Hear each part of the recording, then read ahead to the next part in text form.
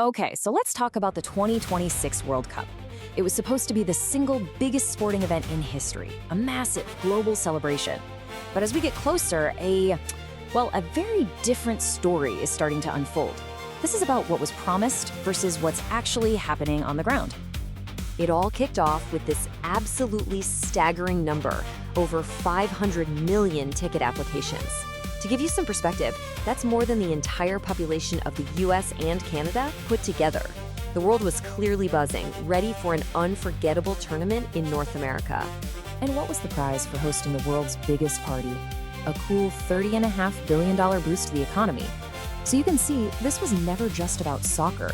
It was about a massive financial windfall, all built on the idea of millions of fans flying in from every corner of the globe. So how in the world did we get from that global celebration to what's looking more like a logistical nightmare? Well, we're going to walk you through the whole story right here. We'll look at the initial promises, the political effects, the economic reality, how the three hosts are handling things differently, the crazy costs for fans, and where we go from here. All right, let's start at the beginning. Let's rewind to the grand vision that was sold to the entire world. The message was simple, it was powerful. This was going to be the most inclusive, the most accessible, and the most successful World Cup ever. A tournament for everyone. And this thing was designed to be a beast. I mean, not just a tournament, more like a soccer marathon. You've got 48 teams, 104 matches, spread across 3 huge countries. Just try to imagine the energy, the sheer scale of it. This was meant to be the ultimate festival of football, a party that stretched across an entire continent. But, just as that hype was really starting to build, a storm was gathering on the political horizon. And that grand vision of a unified, global get-together was about to run headfirst into the messy reality of American politics. The beautiful game was about to get caught right in the middle. And this is where it gets really telling. People in the industry started calling it the Trump slump.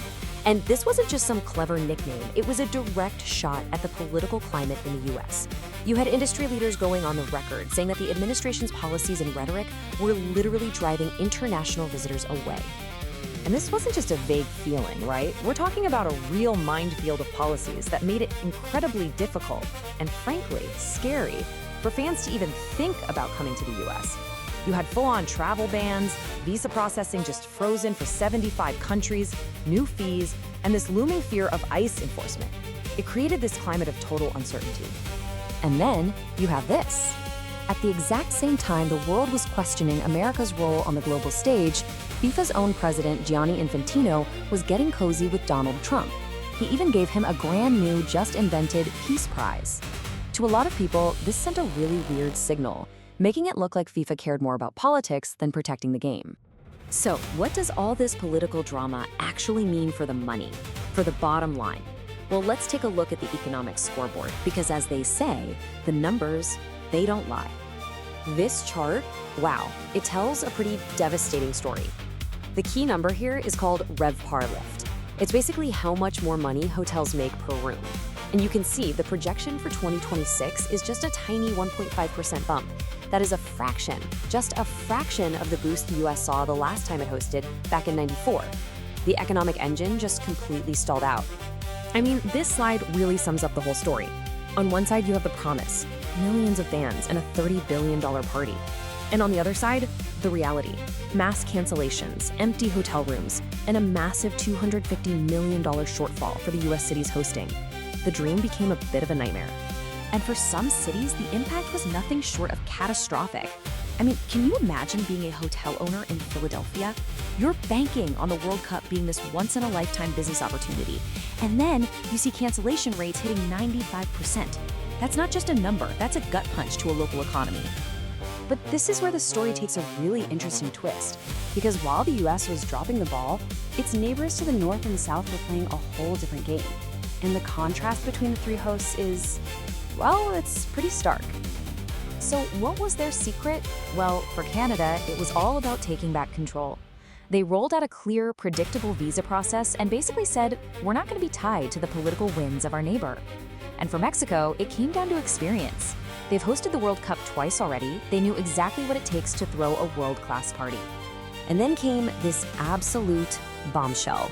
In a move that I'm sure sent some shockwaves through diplomatic circles, Canada's Prime Minister actually invoked the War of 1812, declaring that his country was, quote, taking back control.